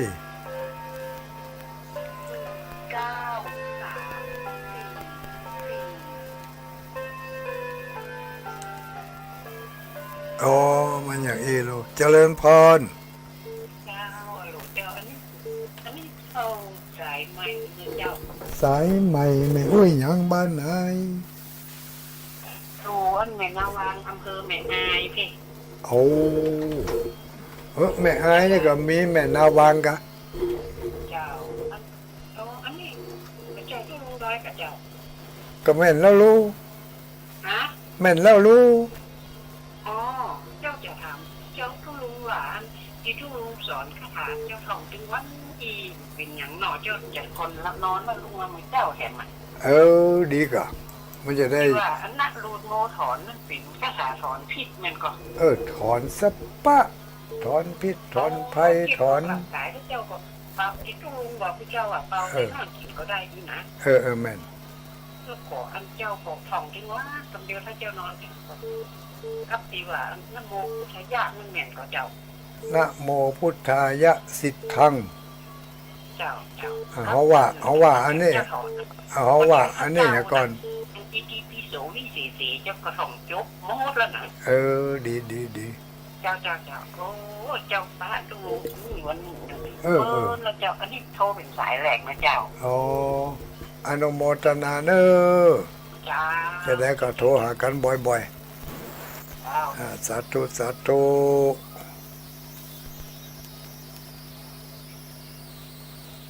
093-272-2499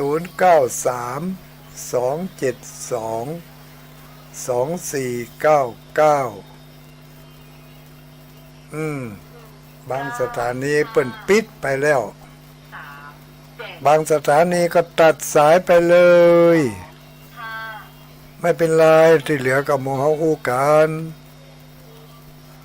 เจริญพรไผเอ่ย แม่นากาจ้า แม่มากา นาการ จ้า บ้านไหน บ้านบางสาอำเภอลีจังหวัดลำพูนเจ้า อำเภอลีจังหวัดลำพูนโทรมากี่เตือแล้ว ได้ดูมาหลายเที่ยวแล้วเจ้าเด็กก็ตายสถานีได้ตัวอย่างนะเจ้า ฮับสถานีไหน สถานีที่นิ้วชุมชนลีจ้า ชุมชนคนเมืองลีชัดเจนดีเนอ มากอกเลยกับเจ้ามีกับเจ้า บักกอกนี่ต้องเมืองฝาง แต่นี้เราขึ้นเลย ที่เมืองปะเป้านี่ไม่ได้ปลูกไว้เอาไปปลูกที่ดอยนางแก้วกำลังขึ้นต้นหัน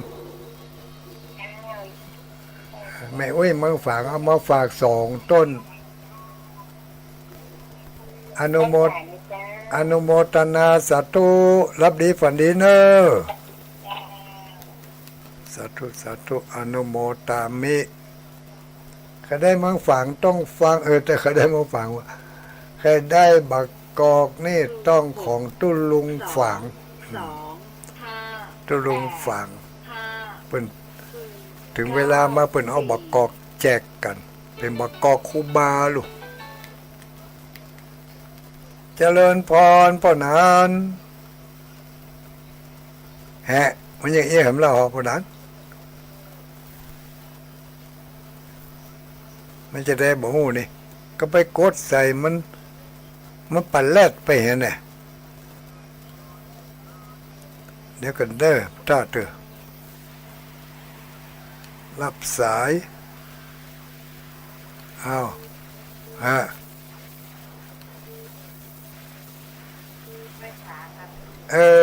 เจริญพรไผเอ่ย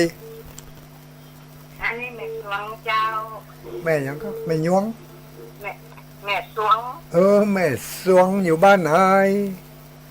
อยู่บ้านจอดสมานอำเภอสองจังหวัดแก่เจ้า โอ้ ฟังไฟฟ้าเมืองสองเจ้า ไต้ฟ้าเมืองสองชัดเจนดีเนาะ เจ้า โทรมาข้างแรกเนาะ เจ้า เออ โทรบตันเปิ่น วันนี้เปิดโอกาสให้หมู่เฮาลูก เจ้า หมู่ที่บ่ได้โทรหรือว่าโทรบ่ติดวันนี้เข้าใจโทรเห็นเด้อ เจ้า ชัดเจนดีฟังกูเตียวตึงวันเนาะ ฟังถึงวันนะเจ้าแต่กดประทันเขา ไม่เป็นไร ถ้า บุ ฟั ญ งทุกโสนทุกองค์เจ้า บุญมีมาตายเขาควายลังว่องกำลังปะกันสักวันนี่กันเนาะ แล้ววันนี้มันว่างว่ะ วันนี้ว่องกะ อนุโมทนาเนอ ไว้สาเจ้า หลับดีฝันดีโชคดีมีใจเขาควายมันว่องแล้วเขาปะกันนะ 9 3 1 4 โอ้หน้าจอมืดตึกมันลังไฟเสียงเห็นกันนี่ 2 4 มาเสียงเตือนก็รู้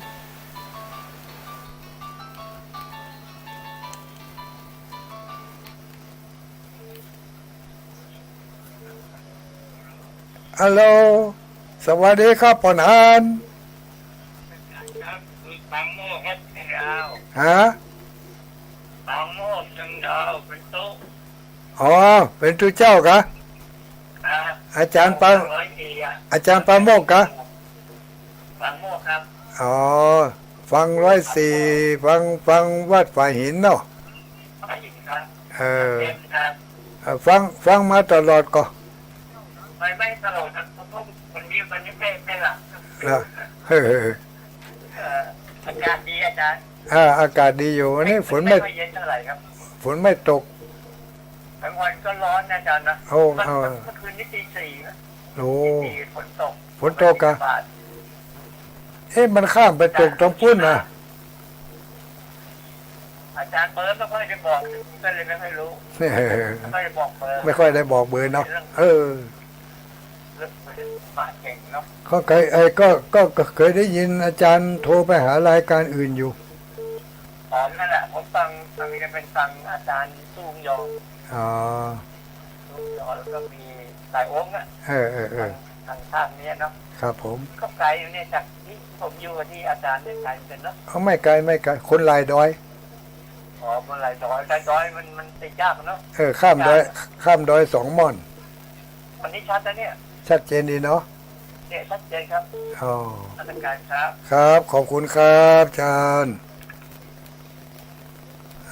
อาจารย์ปราโมกข์อีกอะ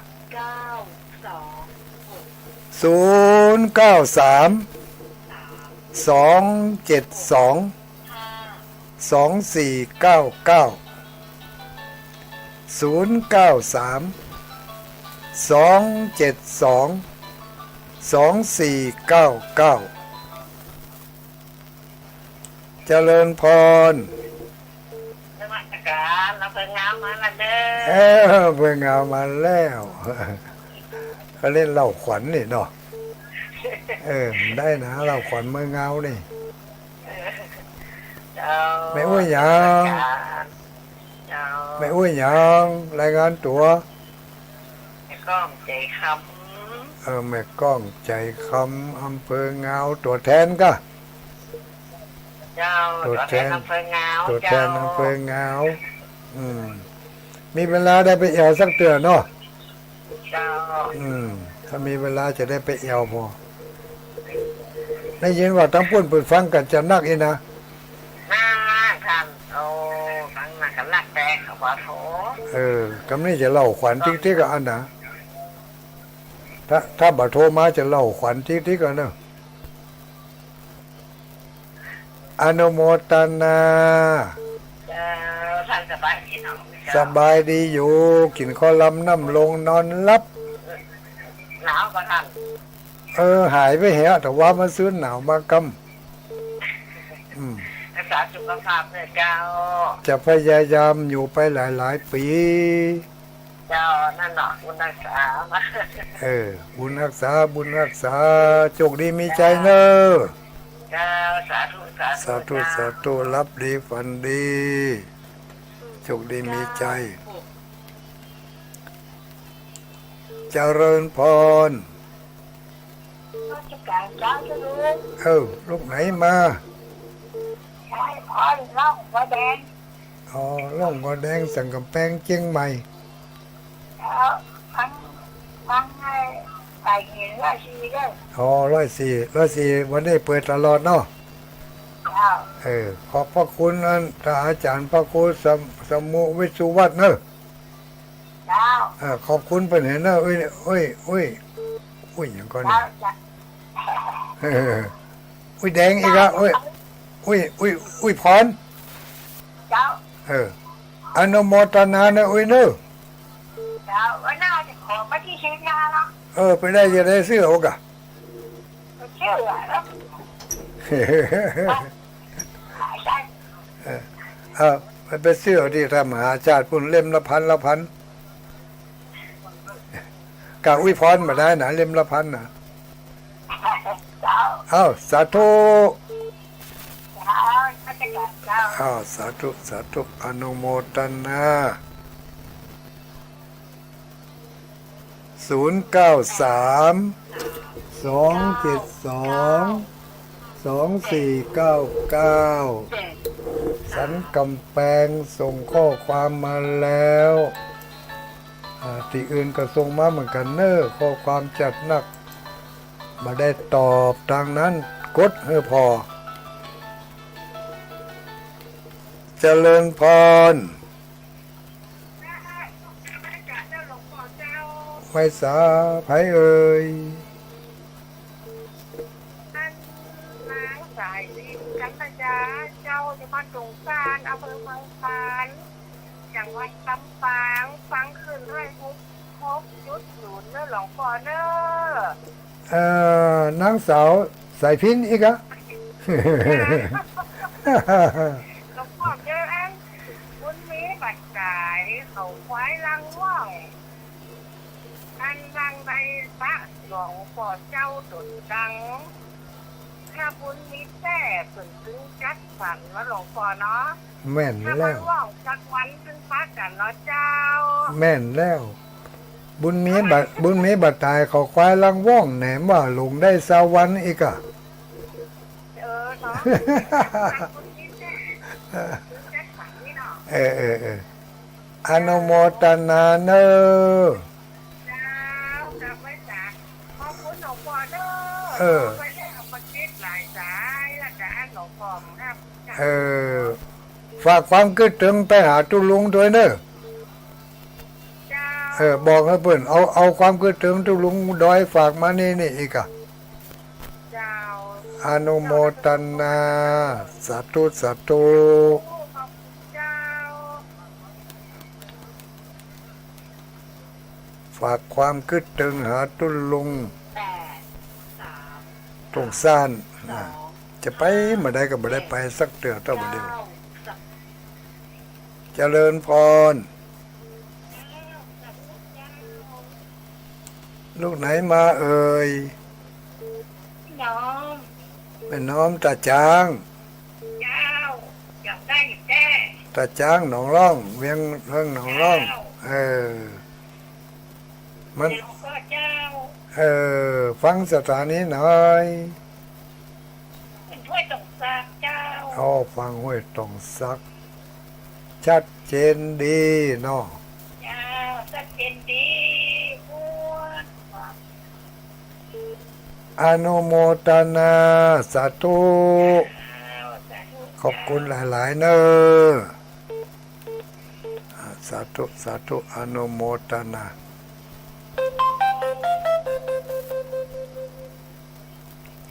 093-272-2499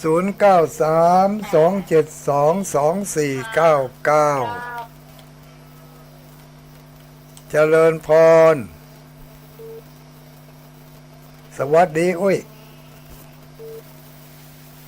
ดักปิ้งเลย เฮ้ยอย่างรักปิ๊ก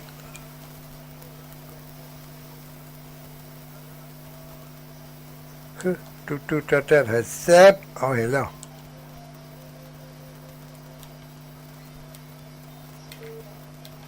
เอาเห็นแล้วเอาสวัสดีเจริญพรลูกไหนมารายงานตัวเรียกจากแม่สมบูรณ์บ้านไร่ศิลาทองอำเภอเมืองจังหวัดลำปางเจ้าบ้านไร่ศิลาทองโทรมากี่เตือแล้วว่าเขาไป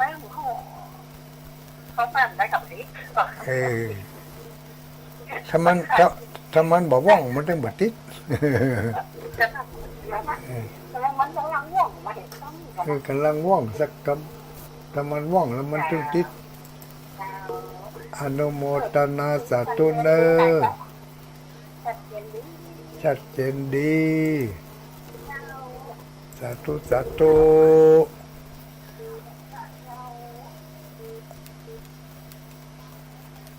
0932722499ยังเหลือเวลาอีก2-3คนเนอะ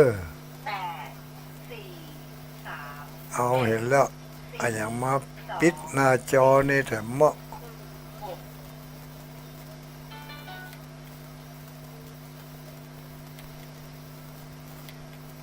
เจริญพรลูกตั้งได้มา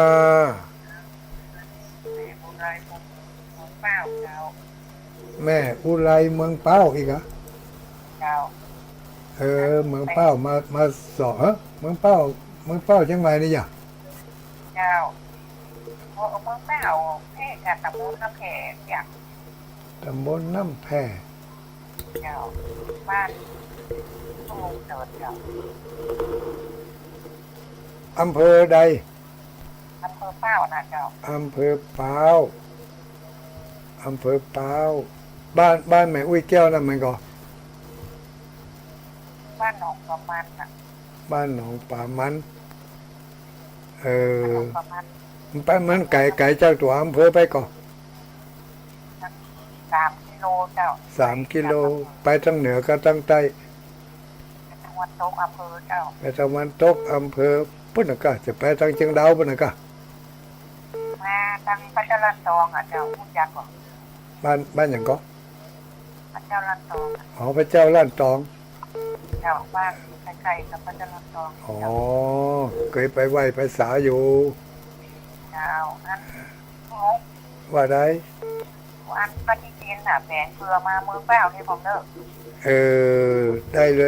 ยจะจิ้มมาตังมหาสมชาติด้วยเนอะ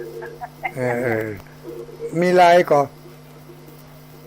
บะหมี่เจ้าถ้าบะหมี่ลายก็วันดีคืนดีถ้าปฏิทินออกมาแล้วก็บอกเนอะเจ้าอันบอกมหาสมชาติเนอะแล้วจะแจ้งมาทางวิทยุแล้วก็จะจองกันเนาะ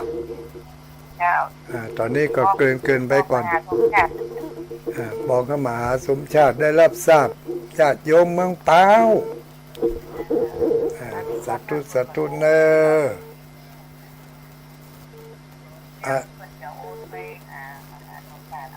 อได้เลยอนุโมทนาสาธุรับดีฝันดีโชคดีมีใจขอขอบคุณอนุโมทนาคุณวรดรบุญทาวงศ์พร้อมด้วยครอบครัวถวายหลวงปู่ดอยบ้านดอยน้อยพัฒนานี่อำเภอสันทรายเนาะคุณวรดร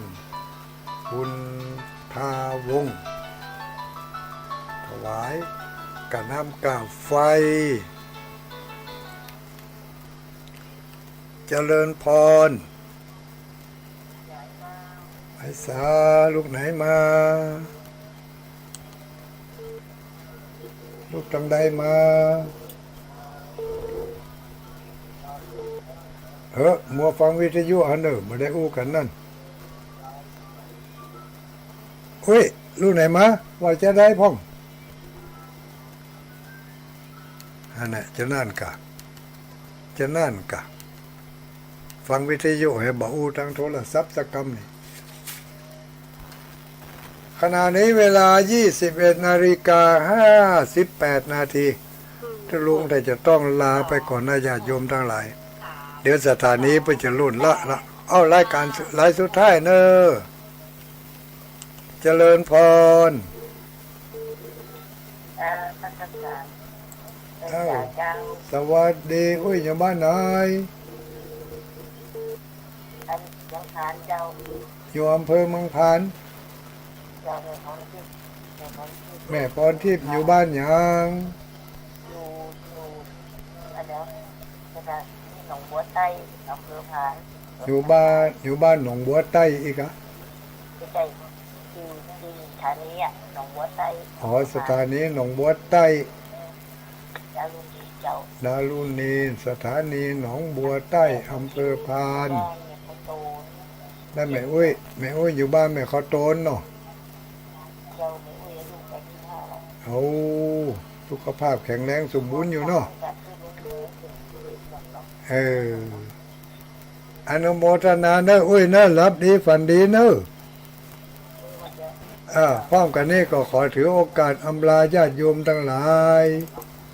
สุขภาพแข็งแรงสมบูรณ์กันกูคนเนอะจัตตารโอธรรมาวัฏันติอายุวันโนสุขังปะลัง